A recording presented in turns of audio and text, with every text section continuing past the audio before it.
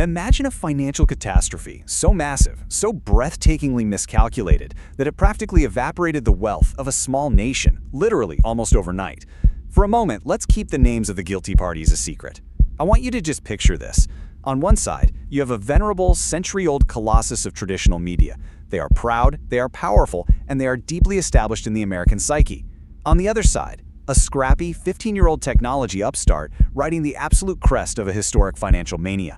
They decide to join forces, promising to completely conquer the future. But instead, they engineer what is widely regarded as the most disastrous financial transaction in the history of modern business. Welcome to this explainer. $350 billion. Just let that number sink in for a second. That is not a typo. That is the sheer, mind-blowing scale of the equity value wiped out in just about 2 years following this infamous deal. To put that into perspective, that kind of capital could fund entire governments. It could build gleaming cities from scratch or completely revolutionize global industries. But instead, it simply vanished. Poof, gone into thin air. It was a wealth destruction event so spectacular, so completely unprecedented, that it left Wall Street completely stunned, everyday investors totally ruined, and corporate academics scrambling to figure out how a deal, one that was heralded as the literal dawn of a new era, turned into an absolute financial apocalypse. So, the multi-billion-dollar question we have to ask ourselves is this: how does something like this actually happen? I mean, how do rooms full of the smartest, highest-paid executives, high-powered lawyers, and elite bankers on Earth sign off on a deal that violently detonates their own empires? Well, the answer lies in a highly toxic mixture of corporate hubris, a terrifying clash of working cultures, and a blind, unyielding worship at the altar of the stock price. It's a crazy story of desperate accounting alchemy and the ultimate catastrophic bursting of a massive market bubble. Okay, let's dive into part one, the clueless origin story and a clash of cultures. Let's go ahead and pull back the curtain on these two nameless titans. We are talking about Time Warner and America Online, better known as AOL. Now, Time Warner, led by CEO Gerald Levin, operated on this very deep institutional legacy mindset. They prized journalistic integrity, long-term relationships, and brand prestige above almost everything else. Honestly, sometimes they even ignored their shareholders' immediate desires just to protect the company's historic culture. AOL, meanwhile, was the undisputed king of dial-up internet, led by Steve Case and Bob Pittman. And they belonged to a totally different religion entirely, shareholder primacy. At AOL, the sole absolute metric of corporate success was a relentlessly climbing stock price. The company organized its entire existence around feeding Wall Street's insatiable expectations. That intense, almost rabid, stock-obsessed culture at AOL was perfectly summarized by Bob Pittman's legendary command to his advertising executives. He literally told them, "Go out and bring back what I tell you to." One former AOL executive even likened Pittman's team to the flying monkeys from The Wizard of Oz. I mean, every single quarter, they were unleashed from the castle with one single, ruthless objective: hit the aggressive revenue targets at all costs. It really didn't matter how they did it, they just had to make the numbers so the stock would keep going up, up, up. It was an intense pressure cooker environment that prioritized short-term, duct tape fixes over long-term business stability. Moving on to part two, the deal without a collar. It's January 10th, 2000. We are at the absolute euphoric peak of the dot-com bubble. And these two companies absolutely shocked the world by announcing a mega merger. But I want you to consider the physical, boots-on-the-ground reality of these businesses at the time. Time Warner was a true behemoth. They were generating $27 billion in real, tangible revenue with 70,000 employees.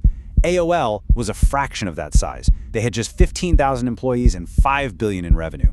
By literally every traditional metric you could think of, assets, workforce, cash flow, Time Warner was the giant and AOL was just a minnow.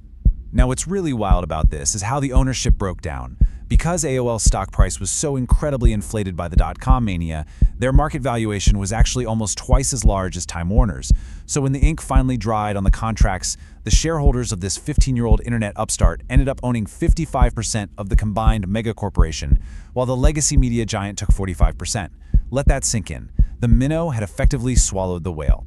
But here, right here, is where Gerald Levin made a historically fatal error. You see, when negotiating massive stock-for-stock mergers like this, companies typically use something called a collar. Think of a collar like a financial safety net. It's a contractual stipulation that recalculates or even totally cancels the merger terms if one company's stock plummets before the deal actually closes. It is basic Finance 101 protection.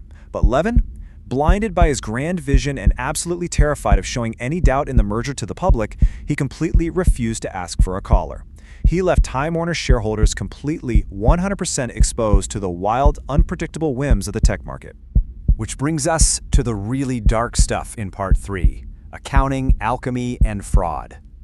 Just 2 months after this massive merger was announced, we're talking March 2000, the dot-com bubble violently bursts. The stock market begins this brutal, relentless slide.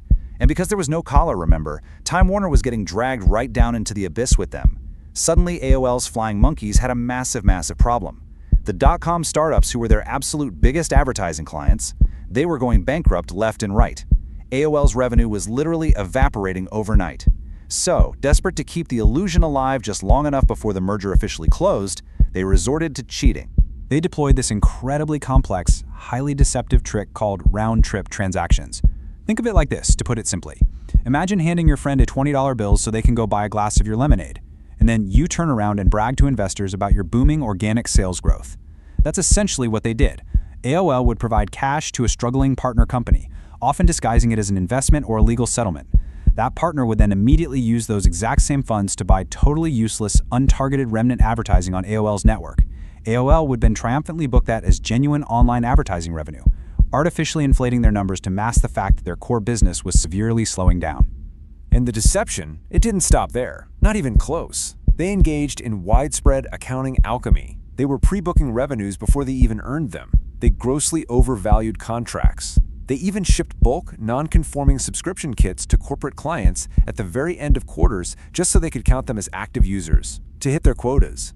Actually, scratch that, it gets worse. They even failed to properly consolidate their AOL Europe joint venture with Bertelsmann just to hide massive amounts of debt. It was a multi-level financial illusion.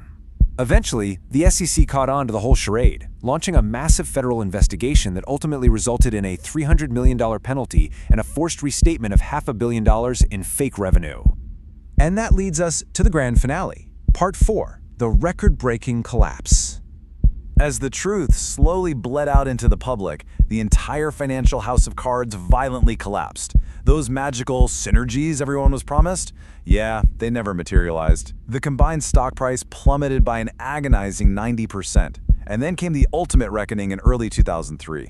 Due to some new accounting rules, the combined company was forced to write down the value of the goodwill from the merger. The resulting charge for the year 2002 was a staggering, jaw-dropping loss of nearly $100 billion. I mean, to put that into perspective, that figure was roughly equal to the entire gross domestic product of Hungary at the time. It permanently cemented their place in the history books as the largest single-year loss in United States corporate history. And this brilliantly illustrates just how insanely unprecedented this was.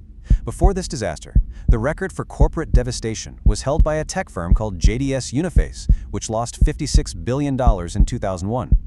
Even the legendary, widely publicized struggles of General Motors back in 1992 only resulted in a $23.5 billion loss. AOL Time Warner absolutely dwarfed the darkest days of American business. It wasn't just a loss. It was a total corporate wipeout. And we can't forget the human cost here, because to investors, it was astronomical. Take Ted Turner, for example. He's the legendary founder of CNN and was Time Warner's largest individual shareholder at the time. When the merger was first announced, Turner was euphoric. He famously and very publicly declared the deal was better than sex. But as the stock absolutely imploded, his massive $6.8 billion personal stake shrank to just $1.9 billion. As he bluntly put it later in an interview, "From the high to the low, I lost $7 or $8 billion.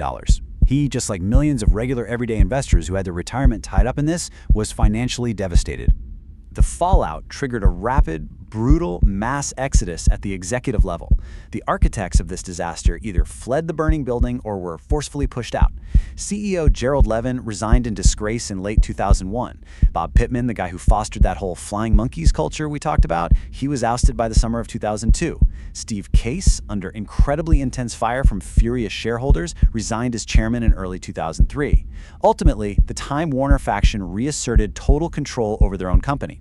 By October 2003, in a final symbolic act of purging this entire nightmare, the board officially erased AOL from the company's name and changed their stock ticker right back to TWX. The Time Warner culture had survived, but man, it was at a horrific cost. Which brings us to our final thought for this explainer.